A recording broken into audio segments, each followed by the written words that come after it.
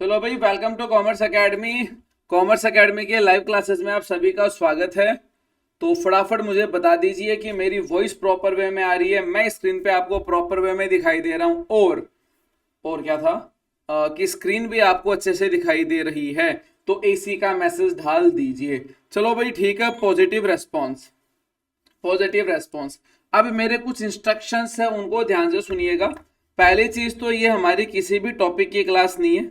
पहली चीज, ये हमारी किसी भी टॉपिक की क्लास नहीं है। ये जो हमारी क्लास है, ये जीएसटीआर सॉरी, टॉपिक नहीं, टॉपिक की तो क्लास है ही। ये किसी भी बैच की क्लास नहीं है, यानी ये कोई मार्क की क्लास नहीं है, ना कोई जीएसटी की क्लास है, ना कोई टैली की क्लास है। ये किस चीज की क्लास है? ये जीएसटीआर 9 और 9C की क्लास है, जिसके नोटिफिकेशन हमारे एंटायर स्टूडेंट्स को दिए गए हैं, चाहे वो कितना ही पुराना हो, चाहे कितना ही नया हो। इवन जिसकी आज भी एडमिशन जिसका हुआ है, उसको भी इस क्लास का नोटिफिकेशन गया है। ये क्लास लेना कंपलसरी नहीं है। आप लेना चाहते हो तो ये क्लास अटेंड करो, अगर आप ये लेना नहीं चाहते तो ये क्लास अटेंड मत करो। बोलो, बात समझ में आ गई? ये एक रिटर्न होती है जिसको final return sorry annual return बोलते हैं, जो जीएसटी का मोस्ट इंपॉर्टेंट टॉपिक है, जिसको जीएसटीआर 9 कहा जाता है। उसका ये क्लास है जो एवरी फ्राइडे क्लास होगा। अप्रोक्स इसका टाइम पीरियड 4 ओवर है, यानी 4 घंटे के लिए आपको इस क्लास के लिए टाइम निकालना है। अगर आपके पास में ये टाइम नहीं है फ्राइडे के लिए, तो कोई पैनिक वाली बात नहीं। हमने सैटरडे और संडे कोई भी क्लास नहीं रखी है।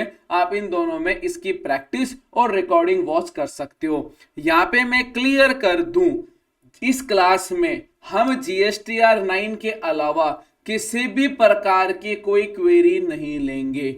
मैं फिर से क्लियर कर रहा हूं, हम इस क्लास में जो फ्राइडे को जो हमारी क्लास हो रही है जीएसटीआर 9 की, इसमें हम जीएसटीआर 9 और 9C के अलावा किसी भी प्रकार की अदर क्वेरी के ऊपर डिस्कस नहीं करेंगे, ना ही टेक्निकल पार्ट पे करेंगे और ना ही किसी अदर टॉपिक पे करेंगे। ये सिर्फ सेपरेटली 9 और 9C का होगा।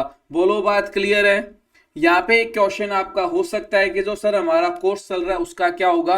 मंडे टू थर्सडे उसकी क्लास कंटिन्यू है, मंडे टू थर्सडे उसकी क्वेरी कंटिन्यू है, ग्रुप चैट में क्वेरी कंटिन्यू है, तो वो कंटिन्यू रह जाएगी। फटाफट यस का मैसेज लिख दो अगर ये सारे इंस्ट्रक्शंस आपको क्लियर हो गए हो तो, जिससे कि मैं टॉपिक स्टार्ट कर लूं। चलो भाई ठीक है। एक कोई मेरा चैट में मैसेज लगाया हुआ था पिंग करके, उसको मैं हटाता हूँ, ठीक है? और इसकी रिकॉर्डिंग मिलेगी सभी को, वो कोई दिक्कत नहीं है। चलो भाई ठीक है, अब सुनो मेरी बात। मोस्ट इंपॉर्टेंट बात क्या है? मोस्ट इंपॉर्टेंट बात ये, 2 मिनट प्रवचन चलाएंगे, रोज रोज नहीं चलाएंगे। प्रवचन कर ले, बोलो क्या कहते हो? ये सियानों में बता दो, 2 मिनट का प्रवचन रख ले। चलो भाई ठीक है, बढ़िया बात है। देखो, प्रवचन ये है कि ऐसा मेरा मानना है, पर्सनली मेरा मानना है, अगर आपको जीएसटीआर 9 और 9C नहीं आएगी तो आप जीएसटी में कभी भी परफेक्ट नहीं हो पाएंगे, आप कभी भी अकाउंटिंग में भी परफेक्ट नहीं हो पाएंगे। जीएसटीआर 9 और 9C एक सेल्फ कॉन्फिडेंस बिल्डअप करता है, जो आपको ये विश्वास दिलाता है कि बेटा तेरे को अब सब कुछ आता है, तेरे को कोई टेंशन लेने वाली बात नहीं है। कितनी भी बड़ी तू गलती करते अकाउंटिंग की, जीएसटी की, इसका तू सॉल्यूशन कर लेगा, तेरे को कोई इजीली पागल नहीं बना सकता है। बोलो, बात क्लियर है? तो ये कॉन्फिडेंस अगर आप अपने अंदर लाना चाहते हो तो आप जीएसटीआर 9 और 9C की क्लास प्रॉपर वॉच करें, प्रॉपर उसके असाइनमेंट करें और प्रॉपर ओरिजिनल फाइल के डाटाबेस के अंदर उस रिटर्न को तैयार करें। बोलो, बात क्लियर है या नहीं है? डन है या डन है? चलो भाई ठीक है, क्लियर है? ठीक है। हाँ, एक क्वेरी का मैं आंसर दूंगा खाली। किसी ने लिखा था कि सर मैंने फाइल लाइव क्लास के लिए दी थी, तो भाई साहब कल के क्लास की रिकॉर्डिंग वॉच कर लो, उसमें वो फाइल हो गई थी। चलो ठीक है, तो अब अपनो क्लास को कंटिन्यू कर रहे हैं। अब मुझे देखो, ईमानदारी से बताओ, आप में से किस किस ने जीएसटीआर 9 और 9C का नाम सुन के रखा है? जिन्होंने सुन के रखा है, या सुनने का मतलब है जिनको पता है, नॉर्मल वे में पता है कि ये होता क्या है। सुनने का मतलब ये है कि आपको पता है नॉर्मल वे में ये होता क्या है, वो तो यस का मैसेज लिखे, और जिन्हें नहीं पता वो नो का मैसेज लिखे। ईमानदारी से मैं बताऊंगा पूरा। मैं ये मान के चलूंगा कि GSTR 9 और 9C का नाम आपने सुना ही मेरे से है, मैं ये मान के चलूंगा, ठीक है। लेकिन मैं चाहूंगा कि रिप्लाई सभी का, हाँ भाई स्टार्ट नहीं हुआ अभी भी, विश्वकर्मा जी अभी भी स्टार्ट नहीं हुआ है। चलो भाई ठीक है, ठीक, चलो भाई क्लियर है, आगे बढ़ते हैं। हाँ एक सेकेंड, मैं भी अपना जो फोन वगैरह है, एक सेकेंड इसको मैं साइलेंट कर देता हूँ, क्योंकि 9 पढ़ाना अपने आप में एक टफेस्ट पार्ट है। अब ये साइलेंट होगा कैसे, एक सेकेंड, हाँ ये तो लॉक हो गया ना, एक सेकेंड कर दे साइलेंट। आप लोगों का क्या ओपिनियन है? अरे हो जाए यार।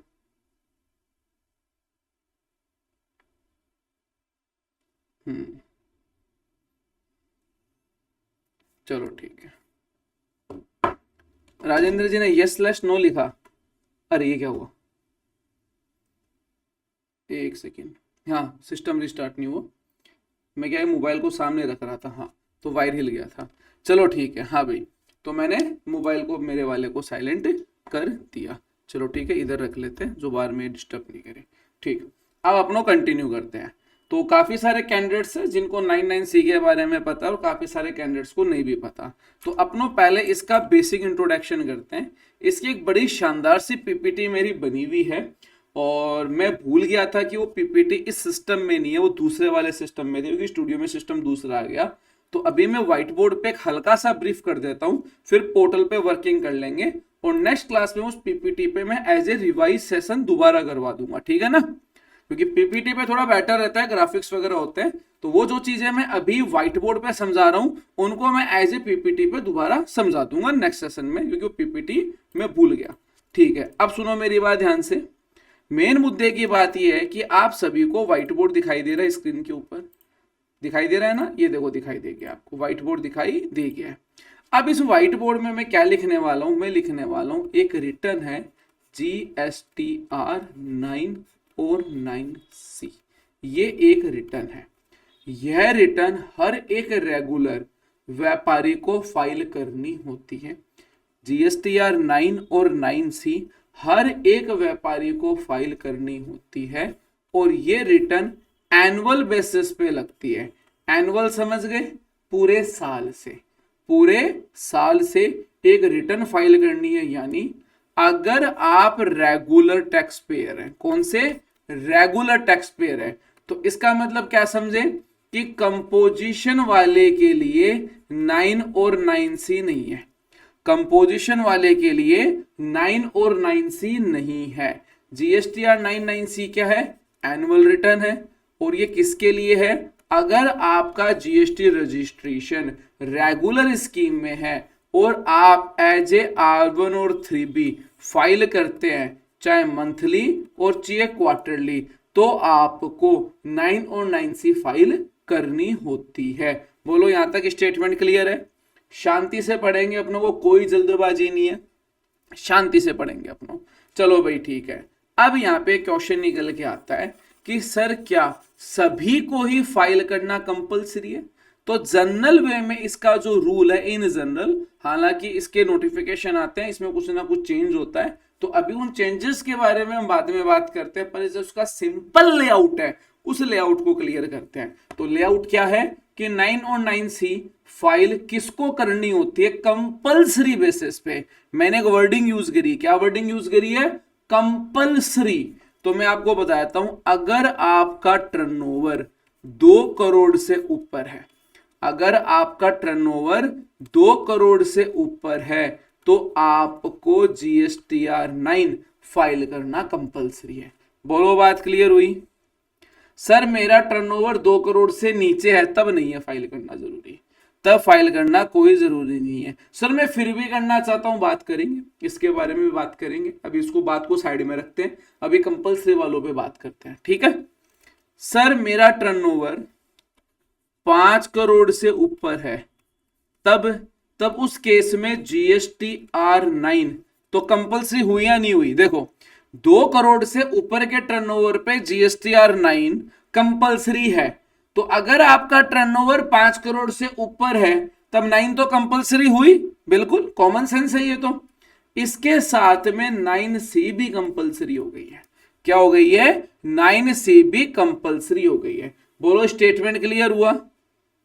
किसी ने कहा है कि सर साउंड ब्रेक हो रहा है, मैं चाहूंगा कि आप सभी एसी का मैसेज डाल दें अगर आपके यहां सब कुछ परफेक्ट है, सब कुछ परफेक्ट। अब तो आवाज भी बहुत अच्छी आती है, क्यों देवशीष जी? काफी टाइम बाद में देखा आपको, पहले इतनी पहले वॉइस ज्यादा बड़ी आती थी, अब ज्यादा सही आती है ना? तो एसी का मैसेज डाल दीजिए, ठीक है। जिसको भी लग रहा है परफेक्ट है तो एसी डाल दीजिए। हाँ, समझ में आई बात? तो कहने का मतलब क्या हुआ कि अगर आपका टर्नओवर 2 करोड़ तक है तो आपको 9C आपके लिए कंपलसरी नहीं है, आपके लिए कंपलसरी सिर्फ और सिर्फ जीएसटीआर 9 है। और अगर आपका टर्नओवर 5 करोड़ से ऊपर है तो 9 तो आप लगाएंगे लगाएंगे, उसके साथ में 9C भी लगाएंगे। बोलो सेगमेंट क्लियर हो गया? सबको क्लियर हो गया? ठीक है सर। अब यहाँ पे कुछ मेरे साथी ऐसे हैं जो मेरी सोच के हैं। मेरी सोच का मतलब वो मेरी तरह बहुत ही आलसी है, जिसको कहते हैं लीजी पर्सन। अब वो दिमाग में क्या लगा रहे हैं कि भाई मेरा जो बिजनेस है, मेरा जो बिजनेस है उसका टर्नओवर तो 2 करोड़ से ऊपर है ही नहीं, तो मेरे लिए कंपलसरी नहीं है, या मेरे जितने भी क्लाइंट हैं उनमें से किसी का भी टर्नओवर 2 करोड़ रुपए से ऊपर नहीं है। तो इसका मतलब क्या हुआ कि ना तो मेरे को जीएसटीआर 9 की टेंशन है, 9C की टेंशन है। बोलो सही बात है या नहीं है? तो मैं आपको क्लियर कर दूं, इस तरह की मासूम सोच अपने दिमाग में मत लाओ। आग लगने के बाद में कुआं नहीं खोदा जाता, कुआं पहले खोद के रखा जाता है तो आग लगेगी नहीं। जैसा कि मैंने कहा, आप 9 और 9C एज ए फाइल करने के लिए नहीं सीख रहे। देखो बात को समझो, मे भी हो सकता है आप में से कई लोग 9 और 9C काफी लंबे टाइम तक फाइल ही नहीं करेंगे, मैं ये मान सक रहा हूं, लेकिन फिर भी मैं इसको पढ़ाने में बहुत ज्यादा प्रेशर करता हूं, हर एक स्टूडेंट को नोटिफिकेशन भेजता हूं, और मेरी कोशिश रहती है कि मेरा हर एक स्टूडेंट जो मुझसे पढ़ रहा है वो 9 और 9C में परफेक्ट होना चाहिए। ऐसा क्यों? रीजन बताता हूं। जैसा कि मैंने कहा, 9C एज ए पूरा जीएसटी का जो सेगमेंट है ना, वो ही पूरा का पूरा रिवाइज कर देती है। आपने जितने भी रिटर्न में पाप किए हैं, जितने भी रिटर्न आपने सही करी है, जुगाड़ करी है, उन सब को मिला के प्रॉपर एक सिंगल रिपोर्ट बनाई जाती है, जो आपकी पीएनएल, जो अकाउंट्स की प्रॉफिट एंड लॉस होता है उसके, या बैलेंस शीट बोलो, फाइनल अकाउंट बोलो, छोड़ो, फाइनल अकाउंट हुआ, उससे प्रॉपर मैच करती है। वो एकमात्र रिपोर्ट यही होती है। यानी जो भी आपने पूरे साल में गलतियां करी है, उन सब गलतियों को सुधार के एक प्रॉपर रिपोर्ट बनाई जाती है, जिसको 9C कहते हैं। इस रिपोर्ट को जब हम परफेक्टली सीखते हैं और असाइनमेंट करते हैं, तो ऐसे हम उसके बुक्स की ऑडिट करते हैं, ऐसे हम उसके बुक्स की ऑडिट करते हैं, और प्रॉपर डेटा को फिल्टर करके, उसको समझ के, डिसीजन लेके, उसकी समस्याओं को दूर करके, उसने जो जुगाड़ लगा के रखे हैं उन जुगाड़ों को समझ के प्रॉपर उसका एक कॉन्सेप्ट तैयार करते हैं, उसकी रिटर्न तैयार करते हैं। तो सोचो इसमें सीखने को कितना मिला। आप हर एक चीज बारीकी सीखते हैं और अंदर से कितना कॉन्फिडेंस लेवल इंक्रीज हुआ। तो अगर आप इस लेवल तक का काम करेंगे तो मुद्दा ये नहीं है कि आपको फाइल करने को मिला, फाइल करने को मिला वेल गुड है, नहीं भी मिला तो आप बाकी काम है वो तो बारीकी से कर ही लेंगे। एक अंदर से भी कॉन्फिडेंस रहेगा कि हाँ भाई ये चीज यहां से कर लेंगे। और जब आप अपने रेज्यूमे में लिखेंगे कि आपको 9 और 9C फाइल करनी आती है, ये अपने आप में काफी इंप्रेशन वाली बात है। बहुत से लोगों को नहीं आती है, ये रियल बता रहा हूं। अगर आप 4 लोगों के बीच में बैठे और आप कहेंगे यार जीएसटी में मैं 9 और 9C फाइल कर सकता हूं, वो पहले बात तो विश्वास ही नहीं करेगा, यार झूठ बोल रहा है तू। और जब आप उसे प्रॉपर बताओगे ये हेड होता है, ऐसे वर्किंग करेंगे, चलो बता 9 और 9C में कैसे काम करते हैं, आप बोलोगे ऐसे डेटा निकालेंगे। देखो, एक तो रिटर्न के बारे में पता होना है ना, रिटर्न के बारे में पता होना, एक एक हेड के बारे में पता होना, ठीक है। और एक पता होने के साथ साथ में उस डेटा को फिल्टर करना आना, और फिल्टर करके जो डेटा बिगड़ा हुआ डेटा है उसको सही करके फाइनल टच करना, ओटीपी तक लेके आना। बोलो किस में ज्यादा मजा है? समझ रहे हो ना? अपनों यहां तक का काम करेंगे। जब यहां तक का काम करेंगे ना तो वाकई में मार्केट में ना बाकी जनता से आगे होंगे। समझ रहे होंगे मेरी बात या नहीं समझ रहे? समझ रहे हो? तो कौन कौन नहीं पढ़ेगा 9 और 9C? बताओ, अटेंडेंस गिर रही है वैसे। बताओ कौन कौन नहीं पढ़ेगा? जिसको नहीं पढ़नी वो नो का मैसेज डाल दो फटाफट चैट में। नहीं, यस नहीं लिखना, जिसको नहीं पढ़ना वो नो लिखो। ठीक है, देखते हैं नेक्स्ट क्लास में कितने बंदे आते हैं। ठीक है, हाँ भाई, तो आगे बढ़े। तो यहां पे मैंने आपको टर्नओवर का कॉन्सेप्ट बता दिया और मैंने ये भी बता दिया अगर अपना नीचे टर्नओवर है तब भी उस केस में हमें इसको क्यों पढ़ना चाहिए। चलो भाई बात को आगे बढ़ाते हैं। अब बात ये आती है कि सर ये तो आपने टर्नओवर की बात बता दी, एग्जैक्टली हमें ये बताओ कि जीएसटीआर 9 क्या है। अब देखो ध्यान से सुनना मेरी बात, मैं अब सिर्फ और सिर्फ 9 की बात कर रहा हूं, 9C की बात नहीं कर रहा हूं। 9C को अभी के लिए हम कंप्लीटली क्रॉस मार रहे हैं। पहले 9 को हम 100% क्लियर करेंगे, उसके बाद में नेक्स्ट स्टेप होगी 9C की। बोलो क्लियर है? तो अब मैं जो भी स्टेटमेंट बोलूंगा वो सारे के सारे जीएसटीआर 9 पे लागू है, 9C पे कुछ भी लागू नहीं है। 9C क्या है ये हम आज ये भी नहीं पढ़ेंगे। 9C क्या है हम ये भी नहीं पढ़ेंगे। बस मैंने इतना बताया 9C के लिए कि 9C उस व्यक्ति को फाइल करनी है कंपलसरी जिसका टर्नओवर 5 करोड़ से ऊपर है। बोलो सेगमेंट क्लियर है या नहीं है? चलो भाई ठीक है। अब आती है बात जीएसटीआर 9 की। सवाल ये आता है कि सर जो ये जीएसटीआर 9 है एक्चुअल में है क्या ये?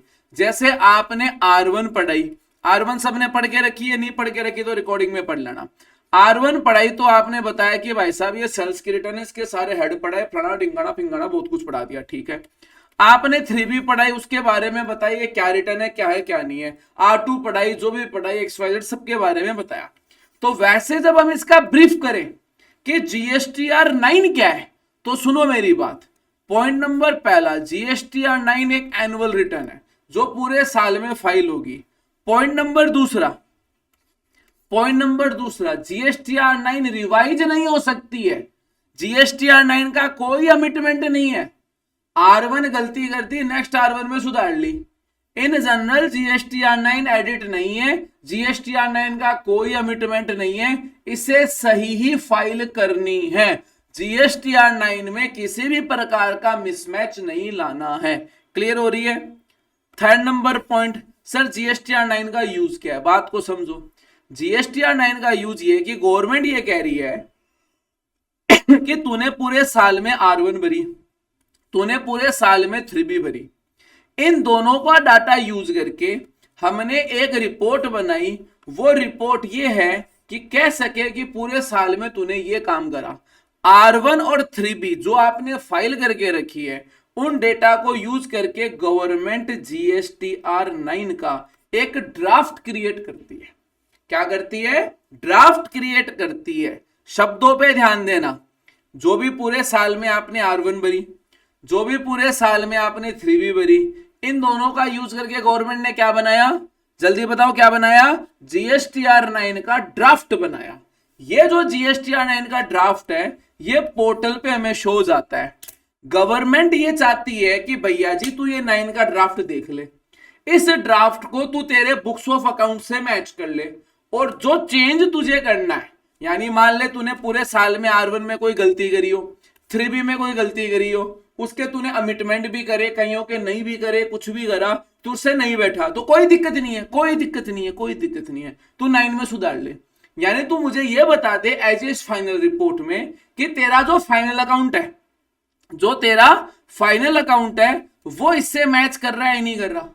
अगर मैच कर रहा है तो इसको सबमिट कर दे, अगर मैच नहीं कर रहा तो इसको एडिट कर दे और फिर रिटर्न लगा दे। अब तूने लगा दी ना तो मैं ये मानूंगी कि तेरा ये अकाउंट्स है। चाहे तूने पूरे साल में R1 और 3B में क्या भरा मुझे उससे कोई मतलब नहीं है, अब मैं मानूंगी तेरा ये है। अब ये अगर तेरी बुक से मैच नहीं करा तो हम आपके हैं कौन? आप जानते ही हैं।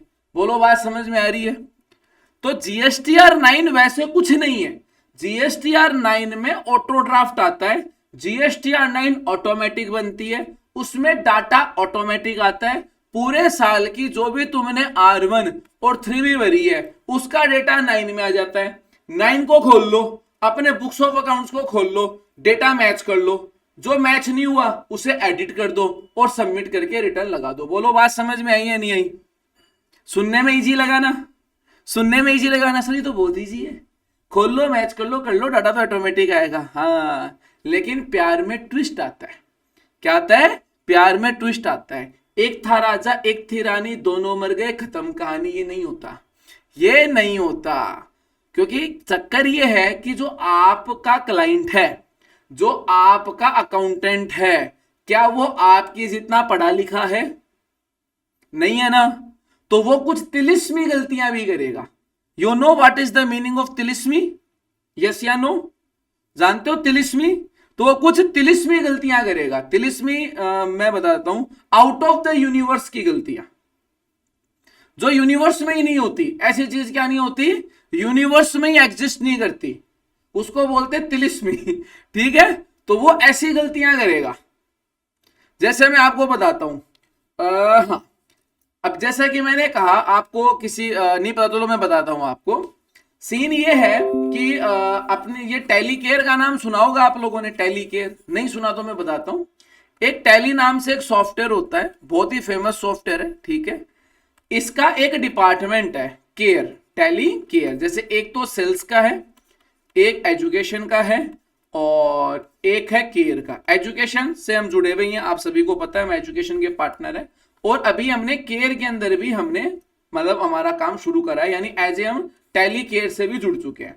तो टैली केयर के अंदर अभी हमारे 19 स्टूडेंट हैं, जो इनका नया ऑफिस है, वो सारे अपने ऑफलाइन स्टूडेंट्स ही है। हालांकि हम ऑनलाइन वालों को भी उसको रिकमेंड कर रहे थे, लेकिन हमें परमिशन नहीं मिली थी। उन्होंने कहा कि हम first page as a trial करते हैं। चलो भाई, क्या बात है अर्शुल जी, ग्रेट है ना। टेली सपोर्ट में काम किया आपने, डेट्स ग्रेट। अभी अपने 19 कैंडिडेट्स हुए, उसमें रिक्रूट हुए हैं। तो अब सुनो मेरी बात। तो सीन ये हुआ कि आज मेरा एक स्टूडेंट था उसमें, तो उसने मेरे से अभी सवाल पूछा था थोड़ी देर पहले, मतलब उनका 6 बजे ऑफ हो जाता है। तो उसने मुझसे पूछा कि सर आज मेरे पास में कॉल आया, वो बंदा ये कह रहा है कि मैंने कोई सेल्स का बिल बनाया और 8 लाख रुपए का। अब उसने वैल्यू बताई थी, वो मेरे को याद नहीं है, एक बार जनरल सुन लो। और इसमें 1 लाख रुपए की जीएसटी है। तो कहने का मतलब हुआ कि 7 लाख रुपए टैक्सेबल वैल्यू हुई और 1 लाख रुपए जीएसटी हुई। तो टोटल कितने रुपए हो गए? 8 लाख रुपए। बोलो एग्री करते हो नहीं करते? अब वो कह रहा है कि मैं पार्टी को पेमेंट कर रहा हूं, तो मैं पेमेंट में पार्टी का बैलेंस और जीएसटी का बैलेंस कैसे दिखाऊं? यानी वो चाह रहा है कि मैं पेमेंट जब करूं तो पहले तो उसको 7 लाख रुपए का पेमेंट कर दूं और फिर 1 लाख रुपए का जीएसटी का पेमेंट कर दूं। ये कैसे करूं मैं? तो बोलो, ये क्या समस्या यूनिवर्स में एग्जिस्ट करती है? इसको बोलते तिलिस्मी। क्या बोलते? तिलिस्मी। अब ये क्वेरी तो तिलिस्मी थी। अब सुनो मेरी बात, मजेदार वाली बात क्या है, ये क्वेरी तो तिलिस्मी थी, एग्री। लेकिन सोचो कि उस बंदे ने ये कर दिया होता, ये कर दिया होता पेमेंट और ये जीएसटी को इफेक्ट कर चुका होता, तो वो गलती तो हमें ढूंढ के उसको सुधारना जरूरी है या नहीं है? बताओ। क्योंकि 9 का मतलब तो यही हुआ ना। अजय अगले ने ये कह दिया, श्रीमान जी ये मेरा आईडी पासवर्ड, ये मेरा अकाउंट्स और ये मेरा अकाउंटेंट, आप तो खाली फीस बोलो और मेरा काम ओके करके दे दो, मेरे को मतलब नहीं है। अब क्या होगा? या तो सामने वाले का अकाउंटेंट आपको कोऑपरेट करेगा, आप बोलोगे भाई साहब ये रिपोर्ट दे, अकाउंटेंट आपको रिपोर्ट निकाल के दे देगा। कई बार ऐसे होगा, अकाउंटेंट से आप रिपोर्ट मांगोगे, अकाउंटेंट बोल देगा मुझको तो पता ही नहीं है क्या होती है रिपोर्ट, आई डोंट नो। तब आप उसे क्या बोलोगे? एनएडेस दे दे और टैली को ओपन करके रिपोर्ट निकाल लोगे। अगला बोलता है I don't know who is the एनएडेस, आई डोंट नो। तब क्या करोगे? बोले बैकअप ले दे भाई, या उसके आप जाके पेन ड्राइव में बैकअप ले आओगे और अपनी टैली में से डाटा निकाल लोगे। ऐसा ही तो होगा। अब अगला अकाउंटेंट कोऑपरेट कर रहा है, तब तो बहुत अच्छी बात है। अब वो कोऑपरेट नहीं कर रहा, तो आपके पास में वो टेक्निक होनी चाहिए नहीं होनी चाहिए कि उसके अकाउंट से उन गलतियों को पकड़ो और उसे सही करो। समझ रहे हो ना? मैं आपको 9 कोई कॉपी पेस्ट वाला नहीं बताने वाला कि ये होता है, ये होता है, इसका ये हो जाएगा, उसका वो हो जाएगा, ठीक है खत्म कहानी। नहीं, हम प्रॉपर वर्किंग करेंगे। तो अपने माइंड को क्रिएटिव रखना है। क्या रखना है? क्रिएटिव रखना है। समझ में आ गई बात? तो अब 9 की अहमियत समझ में आ गई कि पूरे साल के जितने भी पाप किए हुए हैं उन सभी पापों को 9 में सुधार लो। ये है 9। क्लियर है? ठीक है। अब आप में से काफी सारे कैंडिडेट के एक मासूम सवाल आ रहा है। देखो बात को समझना, ये पॉइंट कितने जरूरी है। मासूम सवाल ही आ रहा है सर, अगर उसको पता है, कईयों को पता है, नहीं पता तो मैं बता दूं कि जो GSTR 9 है इसकी फाइलिंग की लास्ट डेट है 31 दिसंबर।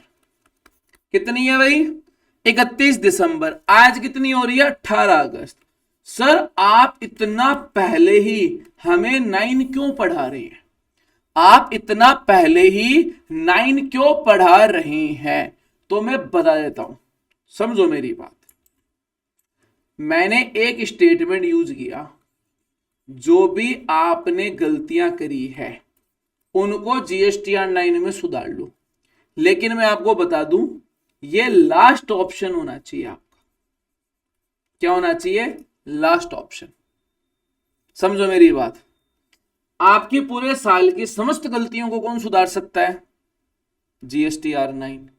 लेकिन ये सॉल्यूशन नहीं है, ये सॉल्यूशन नहीं है, ये लास्ट ऑप्शन है।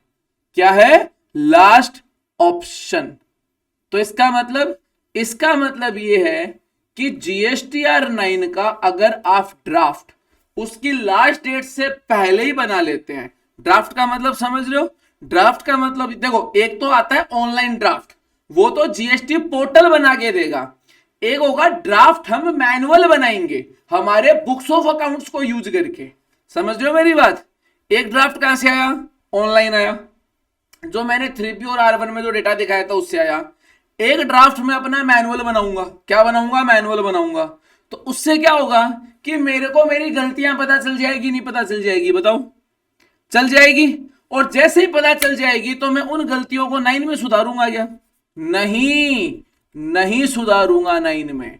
मैं उस करंट मंथ की रिटर्न में ही सुधार लूंगा। समझ में आ रही है बात? 9 सिर्फ रिपोर्टिंग पार्ट रखना है। हाँ, कई बार ऐसी सिचुएशन भी आएगी कि करंट मंथ की रिटर्न में आप उसे सुधार ही नहीं सकते, तो 9 में सुधार लोगे। क्या सुधार लोगे? 9 में सुधार लोगे। बात समझ में आ रही है? देखो बात को समझो, यहां पे बात को समझना है। एक इनकम टैक्स की ऑडिट भी होती है, इनकम टैक्स ऑडिट होती है, नहीं होती? होती है। कोई बता सकता है इसकी लास्ट डेट क्या है? राजेंद्र जी हो आप क्लास में? बता दो भाई। सितंबर है। ठीक है, ठीक है, ठीक। GSTR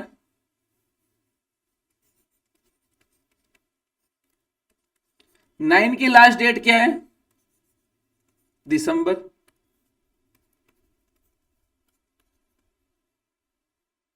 ठीक है, ऐसे लिख देते हैं, सितंबर और दिसंबर। एग्री करते हो? एग्री करते हो। अब मुझे ये बताओ, इन जनरल इनकम टैक्स की ऑडिट हो गई, तो उसके बाद में अकाउंट्स में हम कोई वैल्यू ऐड या चेंज कर सकते हैं? नहीं कर सकते, नहीं कर सकते, नहीं कर सकते। अब हमें अक्टूबर में या नवंबर में पता चला कि यार हमें अकाउंट्स में 20,000 रुपए कम करने हैं या ज्यादा करने हैं, तो क्या पॉसिबल है? क्योंकि ऑडिट तो हो गई,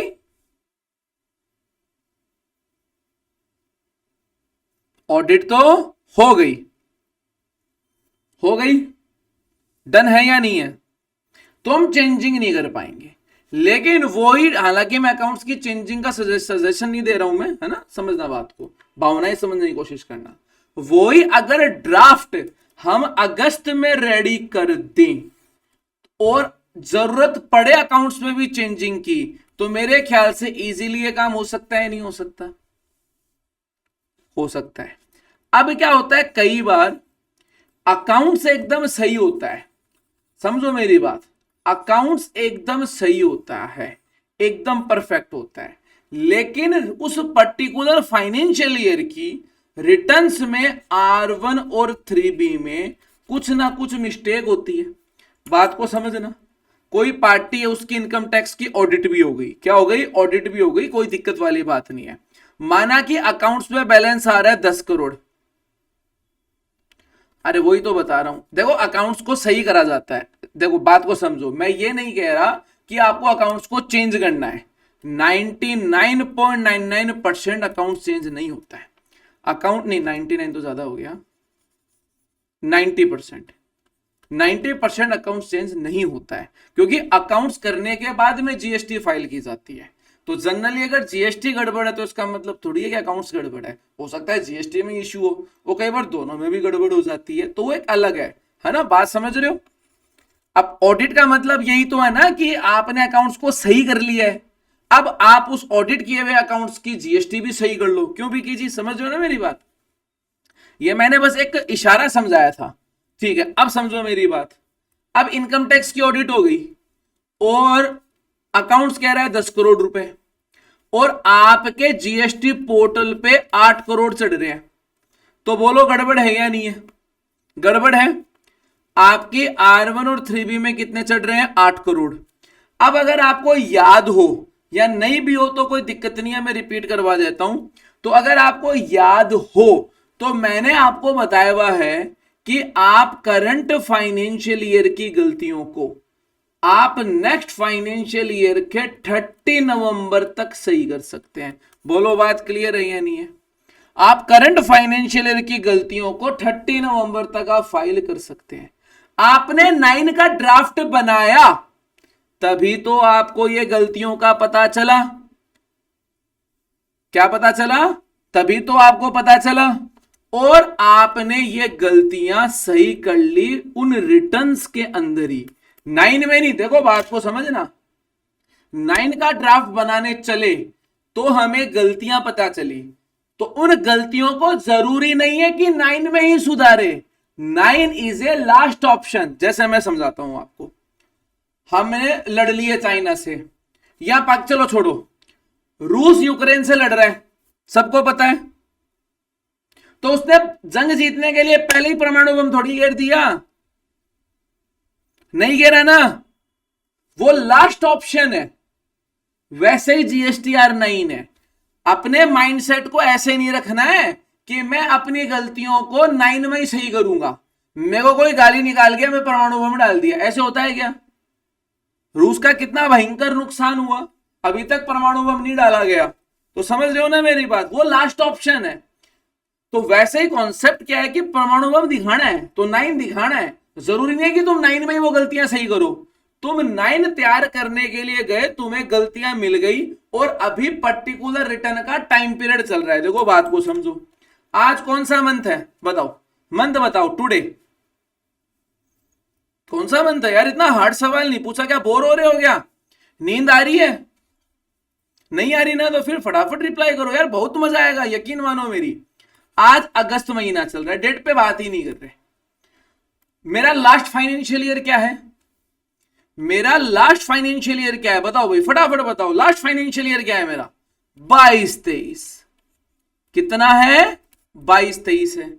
तो मुझे बताओ कि मेरे ख्याल से मैं अभी GSTR9 जो फाइल करूंगा वो किसकी करूंगा, 22-23 की करूंगा, 22-23 की करूंगा, ठीक है। तो मुझे बताओ 22-23 की रिटर्न की गलतियों को सही करने का टाइम अभी चल रहा है या जा चुका है। आपको लगता है चल रहा है तो A दबाएं, आपको लगता है जा चुका है तो B दबाएं, और हमारे कस्टमर केयर प्रतिनिधि से बात करने के लिए C दबाएं। तो चल रहा है, क्या है, C वाला ऑप्शन ही नहीं है, नहीं लगेगा, टू टू करके फोन कट जाएगा, क्या है, चल रहा है। समझ में आ गई बात। कब तक चलेगा, 30 नवंबर तक।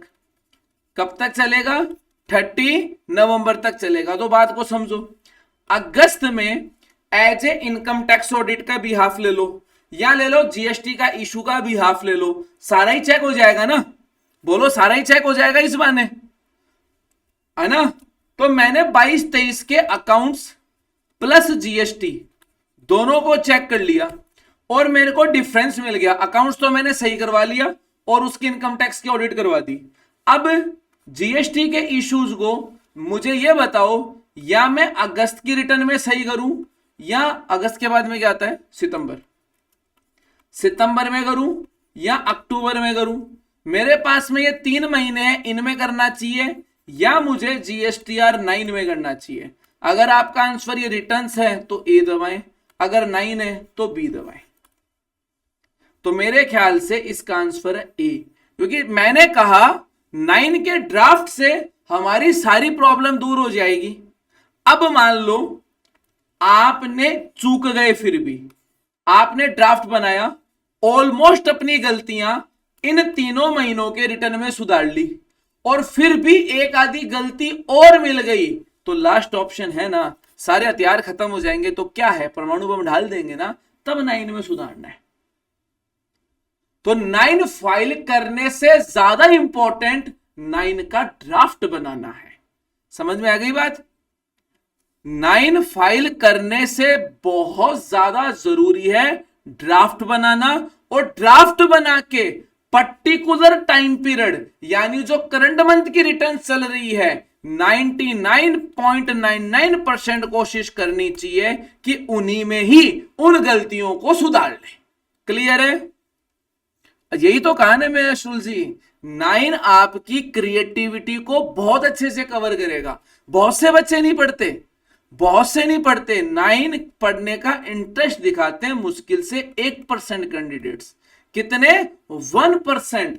ये सिचुएशन ऑफलाइन का भी यही है, ऑनलाइन का भी है। ओनली 1% कैंडिडेट्स ही 9 में इंटरेस्ट दिखाते हैं, और इन 1% में से, इन 1% में, है ना, जैसे मान लो ये 1% हुआ 50 बच्चे, 1% हुआ 50 बच्चे, ठीक है।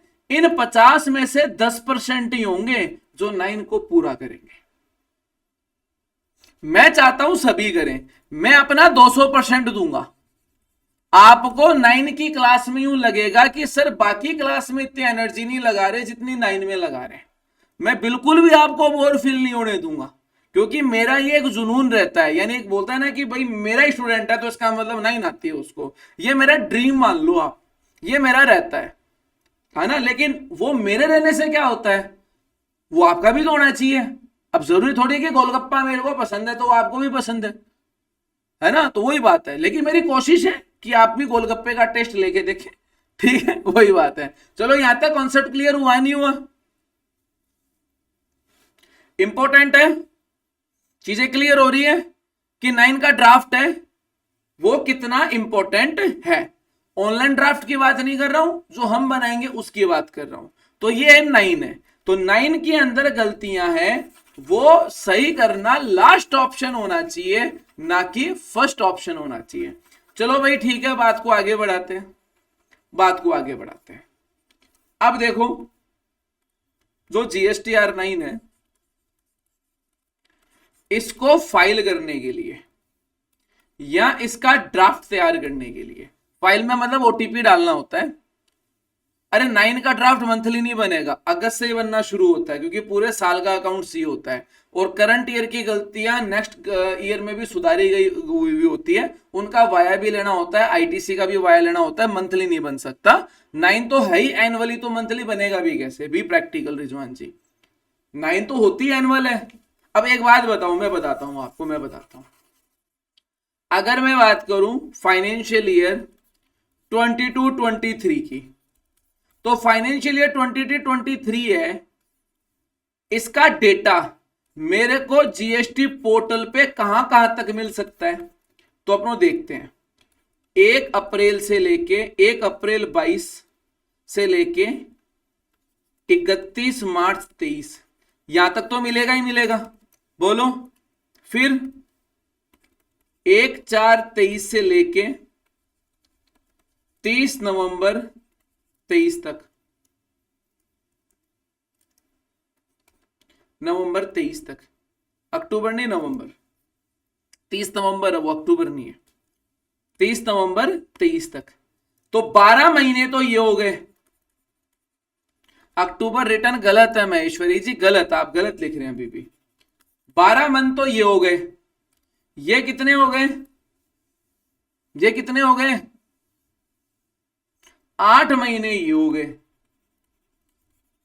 तो एक्चुअल में जब हम ड्राफ्ट क्रिएट करेंगे तो 12 प्लस 8 इक्वल टू कितने हुए, अपनों को नहीं आती मैथमेटिक, बता दो, 20 महीनों का डाटा हमें यूज करना पड़ेगा GSTR9 के ड्राफ्ट के लिए। ये हार्ड नहीं है, डेटा ऑटोमेटिक आएगा, ये ऑटो कैलकुलेट होगा। समझ में आ गई बात? यानी 20 महीनों में एक्टिविटी हो सकती है 20 मंथ्स में। तो ये मंथली थोड़ी होने वाला काम है। अगस्त में 9 का ऑप्शन खुल जाता है, हालांकि इस बार तो बहुत पहले ही खोल दिया था, बहुत ही पहले खोल दिया था, लेकिन अगस्त एक सही टाइम पीरियड है ना? क्योंकि जैसे देखो कई बार क्या होगा कि कई लोगों से हमने माल खरीद लिया, उन लोगों ने अभी तक आईटीसी क्लेम करी, सॉरी, कई लोगों से हमने माल खरीद लिया, या तो उनकी हमने आईटीसी क्लेम नहीं करी, या उन लोगों ने हमारा R1 का बिल ही नहीं चढ़ाया, तो इस बहाने वो सारे मिल जाएंगे ना, और हमारा लॉस होने से बच जाएगा। हाँ जी मोनिका जी, सही है। अक्टूबर की रिटर्न को 30 नवंबर तक डिले कर सकते हैं, इसलिए 30 नवंबर लिखते हैं। अक्टूबर की रिटर्न नहीं लिख सकते, मान लो कोई बंदा अक्टूबर की रिटर्न है दिसंबर तक डिले कर ले, तो वो दिसंबर डेट थोड़ी हो गई उसकी, 30 नवंबर ही है, इसका मतलब होता है अक्टूबर की रिटर्न अगला 30 नवंबर तक डिले कर ले, ऐसे है। बोलो यहां तक कॉन्सेप्ट क्लियर है? सभी का क्लियर हो गया? ठीक है, अब सुनो मेरी बात। सबसे पहला पॉइंट, अगर मुझे किसी भी क्लाइंट का GSTR, अब देखो GSTR9 क्या होती है तो सबको क्लियर हो ही गया ना, GSTR9 होती क्या, ये तो सबको क्लियर हो ही गया, इसमें तो कोई किंतु परंतु वाली बात ही नहीं है। ठीक है,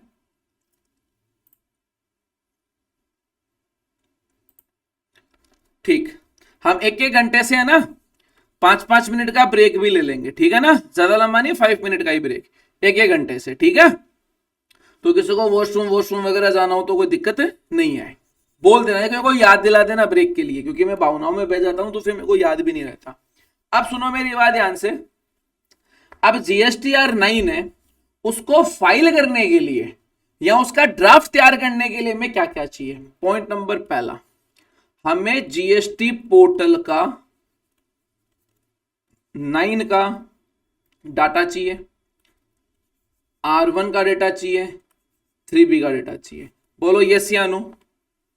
9 पूरे साल का, 9 तो साल का ही होता है, R1 पूरे ईयर की एक फॉर्मेट, 3B पूरे ईयर की एक फॉर्मेट, अलग अलग नहीं, अलग अलग काफी करेंगे क्या, एक फॉर्मेट। समझ में आ गई बात?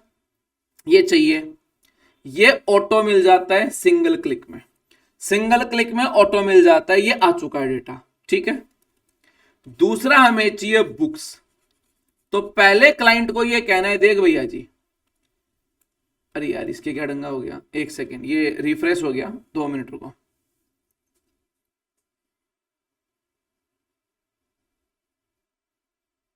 नाइन में अमिटमेंट नहीं होता है, 9 में अमिटमेंट नहीं होता है। आपका सवाल ये हो सकता है कि सर मैंने अगर 9 फाइल कर दी तो क्या मैं उसके अमिटमेंट कर सकता हूं? नहीं कर सकता। जैसे मान लो फाइनेंशियल ईयर 22-23 चल रहा है, सॉरी चल नहीं रहा, 22-23 की अब 9 फाइल करेंगे, और मैंने कल आज इसकी 9 फाइल कर दी, और फाइल करने के बाद मेरे को पता चला आउच, मैंने तो शर्मा जी का बिल चढ़ाया ही नहीं, चलो कोई बात नहीं, सर ने कहा था 30 नवंबर लास्ट डेट है, अगस्त की रिटर्न में 22-23 का बिल ऐड कर देंगे। भैया जी ये नहीं होगा, गलत है, ये नहीं होगा।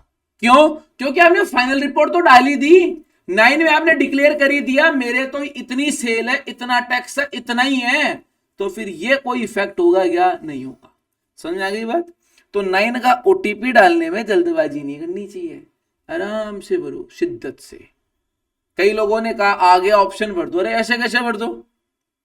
अगर आप तुम 200% कॉन्फिडेंट हो कि तुम तो गलती कर ही नहीं सकते, तुम तो धरती पे इतने खतरनाक आदमी हो कि गलती कर ही नहीं सकते कोई, तो भर लो भाई।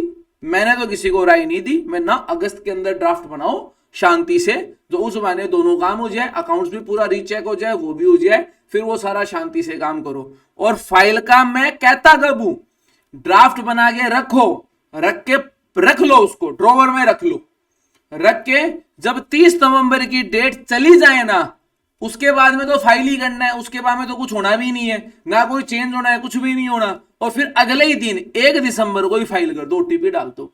लेकिन मेरा पर्सनल ओपिनियन ये कहता है कि 30 नवंबर से पहले ओटीपी नहीं डालना चाहिए। क्यों सर? अरे पता है क्या कि कौन सा कालाकांडी करके बैठे हो आप? अगर 30 नवंबर से पहले तक अगर वो कालाकांडी पकड़ी गई तो है ना हथियार हाथ में सही करने का।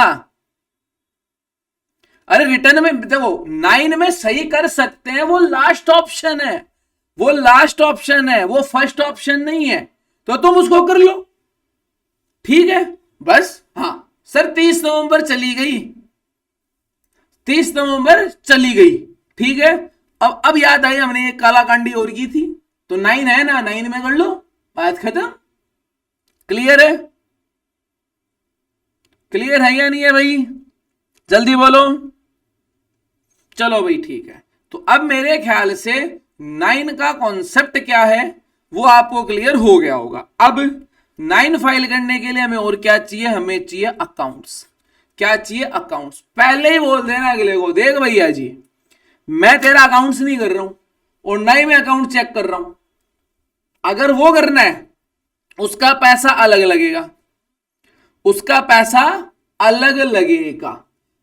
मेरे को एक काम करके तू दे दे कि सर ये मेरा अकाउंट्स डन है, मेरी तरफ से 200% चांस है कि ये मेरा अकाउंट्स डन डनाडन डन है, अब एकदम सही है ये, इसमें कोई गलती नहीं है। अब हम बोलेंगे भेज दे अकाउंट्स, उस अकाउंट्स को इसके डेटा से मैच करेंगे, ऑटो ड्राफ्ट के डेटा से मैच, उसमें डिफरेंस आएगा, उन डिफरेंस को ढूंढेंगे, उनका रीजन वो क्यों हुआ और अब उसको कैसे सुधार सकते हैं वो अपनों करेंगे।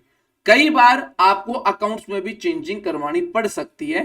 काफी बार देखा गया है क्लाइंट 200% एग्री था, उसके अकाउंट्स में कोई गलती नहीं थी, फिर भी 10-10 लाख, 15-15, 20-20 लाख की एंट्री अकाउंट्स में डलवानी पड़ी। सर ऐसे कैसे डलवानी पड़ी? वही तो पढ़ाना है, वही तो पढ़ाना है। चलो भाई डन हो गई बात, डन हो गई। तो हमें क्या चाहिए होता है? अकाउंट्स ही होता है। अब बात को ध्यान से समझना बात को, यहां पे चीजों को थोड़ा सा आपको सिंपल लेके चलना पड़ेगा और क्रिएटिविटी सोचना पड़ेगा। जब आप डाटा लेंगे 22-23 का, समझो मेरी बात, ध्यान से समझना, ये जो मैं भी बता रहा हूं आपको समझ में नहीं आएगा, और हो सकता है अभी तक मैंने जितना भी पढ़ाया है वो कईयों के समझ में आया भी नहीं हो, लेकिन अभी जब अपन उसका प्रैक्टिकल करेंगे, इसका हेड पढ़ेंगे, तो ये सारा रिवाइज हो जाएगा। हर चीज कम से कम भी 10 टाइम्स रिवाइज होगी। कितने टाइम्स? 10 टाइम्स रिवाइज होगी, तो वो सारी चीजें क्लियर हो जाएगी। अब सुनना मेरी बात, 22-23 की गलतियों को छोड़ो, 22-23 की गलतियों को छोड़ो, कैंसिल कैंसिल कैंसिल कैंसिल। 21-22 को पकड़ ले। क्या कहते हो? सर मेरे अभी भी डाउट है, तो डाउट डालो ना चैट में, मना कौन कर रहा है? अभी डालो चैट में। अभी अपनों 5 मिनट्स बाद में 5 मिनट्स का ब्रेक लेंगे, वॉशरूम वगैरह जाए ना या सोच लेना, और उसके बाद में 10 मिनट जो अभी तक मैंने पढ़ाया है 9 के बारे में, उससे रिलेटेड एफएक्यू लेंगे और फिर कंटिन्यू जाएंगे। ठीक है? एग्री हो इस चीज के लिए? तुरंत निपटाते हुए चलेंगे, है ना? लेकिन लंबा नहीं खींचेंगे, ऐसे नहीं चलने दो आ रहे हैं। कोई रेज हैंड करेगा, मैं उठाऊंगा, सर वो मेरा असाइनमेंट डाउनलोड नहीं हो रहा, मैं देखो रियल बता रहा हूं, ब्लॉक कर दूंगा मैं उस कैंडिडेट को। जब ये सवाल 9 की क्लास में पूछ लिया तो सर वो मेरे को ना जीएसटी वाला कोर्स तो लेके रखा है, मेरे को टेली वाला कोर्स और लेना है, मैं ब्लॉक कर दूंगा। सही बता रहा हूं 9 की क्लास के लिए जब ये पूछ लिया तो 9 का सवाल होना चाहिए। क्या होना चाहिए? 9 का। क्लियर है ना बात? हाँ ठीक है। अब देखो भाई ध्यान से, 21-22 पकड़ रहे हैं अपनों, दो फटाफट सुन लो, बीच में डिस्टर्ब मत करना एक बार। 21-22 को पकड़ लो। अब 21-22 की गलतियां भी तो 22-23 का जो 30 नवंबर था वहां तक सही की भी गई होगी या नहीं हुई होगी? बताओ। हो सकता है 21-22 का कोई आईटीसी क्लेम किया हुआ हो सकता है 21-22 का कोई टैक्स का पेमेंट किया हो सकता है कोई क्रेडिट नोट हो, डेबिट नोट हो, या कोई जुगाड़ हो सकता है, नहीं हो सकता, हो सकता है। तो ऐसा भी तो हो सकता है ये जो जुगाड़ किए गए थे, ये जुगाड़ 22-23 की जो 9 बनी ऑटो ड्राफ्टेड उसमें भी आए हो। बोलो भाई। और आते हैं, अब तक कंटिन्यू आते हैं 23-22-23 की, अब वाले में नहीं आया तो मेरे को पता नहीं, क्योंकि मैंने इसके अपडेट नहीं पढ़े, 9 के अपडेट नहीं पढ़े, आए या नहीं आए मैंने वो भी चेक नहीं करा। तो हालांकि जैसा मैंने कहा पहले अपना लेआउट निपटाएंगे, तो लेआउट तो वही है, वो तो चेंज हुआ भी नहीं है, लेआउट तो वो का वही है। अपडेट जो आए वो अपने काम को ईजी कर देंगे, तो ईजी तो तब करेंगे ना जब लेआउट आएगा, समझ रहे हो ना मेरी बात। ठीक है, तो पहले लेआउट को निपटाएंगे अपनों। अब देखो ध्यान से सुनो मेरी बात। तो अब ऐसा हो सकता है ना कि 22-23 का जो 9 का डाटा जो ऑटो ड्राफ्टेड आप देख रहे हो उसमें 21-22 की भी ट्रीटमेंट है। तो आपको जब इस 9 को अपने बुक से मैच करानी है तो पहले 21-22 के जो ट्रीटमेंट्स है वो भी इस 9 से ऑनलाइन वाली से बाहर निकालने पड़ेंगे और फिर बुक से इसको मैच कराने पड़ेंगे, तभी तो काम होगा। बोलो, हार्ड लग रहा है किसी को? तो मैं बता दूं हार्ड नहीं है, ट्रिक्स है, ट्रिक्स है। माइंड को क्रिएटिव रखना है, लेआउट का पता होना चाहिए, और जब भी काम करो लगे कि यार नहीं बैठ रहा तब पानी पी लो, काम हो जाएगा। और मेरे पे विश्वास रखो, जैसा कि आपको ध्यान है चाहे कोई भी कोर्स हो उसमें मैं स्टार्टिंग के 1 या 2 दिन एक प्रवचन देता हूं। वो प्रवचन क्या होता है, क्या होता है प्रवचन? वो ये होता है कि जिस वक्त आपको यूं लगे कि ये टॉपिक हमें समझ में नहीं आ सकता, आपको जिस वक्त यूं लगे कि आपका माइंड इतना क्रिएटिव नहीं है जो इस तरह के टॉपिक को पकड़ सकता है, यानी जब आपका अपने ऊपर से ही विश्वास उठ जाए तो उस टॉपिक का विश्वास मेरे पे रख लेना, ये विश्वास मेरे पे रखना कि सर समझा देंगे, बस बैठ जाएगा, मैं गारंटी देता हूं। यानी जब खुद पे से विश्वास उठ जाए तब मेरे पे विश्वास रख लेना, मैं समझा दूंगा, ये काम मेरे को बहुत अच्छे से आता है, चाहे मेरे में जारगमी हो, लेकिन ये एक बेस्ट है, मेरे को समझाना आता है। ठीक है, चलो भाई। तो अब क्या समझे कि जब भी आप किसी फाइनेंशियल ईयर का जीएसटीआर 9 लगाएंगे तो आपके 3 फाइनेंशियल ईयर इफेक्ट होंगे। जब भी आप किसी का जीएसटीआर 9 लगाएंगे तो 3 फाइनेंशियल ईयर इफेक्ट होंगे। अभी किसका लगा रहे हैं करंट में? 22-23 करंट है, प्रीवियस कौन है? 21-22, नेक्स्ट कौन है? 23-24। बात को समझे, 21-22 के कुछ ट्रीटमेंट 22-23 में किए गए हैं, उनको तो करने हैं लेस क्योंकि वो हटाने हैं। सचिन जी उसका भी बताएंगे।